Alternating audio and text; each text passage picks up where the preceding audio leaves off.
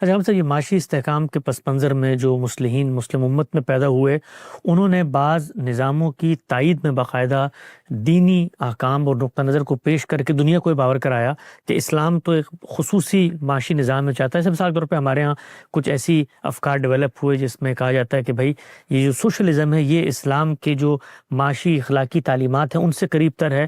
تو اس باب میں استحکام حاصل کرنے کے لیے کیا جو اسلام کی اخلاقی تعلیمات ہیں معیشت کے باب میں، وہ جو موجودہ ہمارے رائج نظام میں سرمایہ دارانہ ہے، سوشل نظام ہے، اس میں سے کسی کی تائید کرتا ہے کیا؟ یہ دیکھیے اسلام کا موضوع نہیں ہے یہ بات کہ آپ کو معیشت کا نظام کیسے چلانا ہے، اس کو علم و عقل کی روشنی میں دیکھنا چاہیے۔ دنیا میں اللہ تعالیٰ کے بنائے ہوئے قوانین ہیں جو مادے میں بھی کام کرتے ہیں اور نفس کے اظہار میں بھی کام کرتے ہیں۔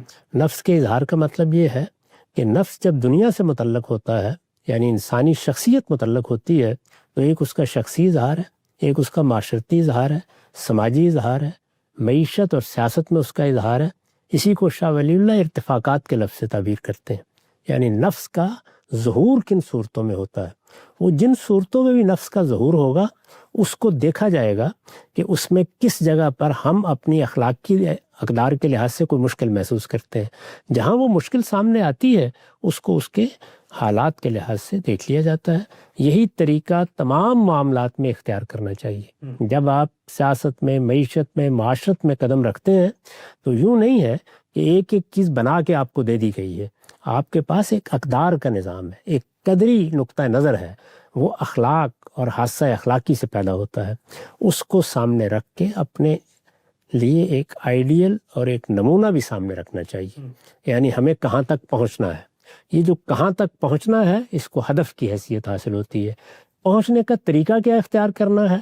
ظاہر ہے کہ قدر تو بعض اوقات یکساں ہو سکتی ہے، وہ سوشلزم کے پیش نظر بھی ہو سکتی ہے، وہ کیپٹلزم کے پیش نظر بھی ہو سکتی ہے، وہ فاشزم کے پیش نظر بھی ہو سکتی ہے، اور وہ ایک مسلمان کے یا اس کے دین کے پیش نظر بھی ہو سکتی ہے۔ یہ بات کہ غریبوں کے معاملات درست ہونے چاہیے، غربت کا خاتمہ ہونا چاہیے۔ یہ جو سرمایہ اور محنت کی کشمکش ہے اس میں محنت کو اس کا حقیقی حق ملنا چاہیے۔ سرمایہ جس طریقے سے ایک سرپلس ویلیو پیدا کر کے اپنی قوت بڑھا لیتا ہے اس کو لگام دینی چاہیے۔ یہ ساری جتنی چیزیں ہیں یہ اخلاقی اقدار ہیں، پیش نظر رہ سکتی ہیں۔ قدری نقطہ نظر سے ان میں سے ہر چیز کو ہدف بنایا جا سکتا ہے۔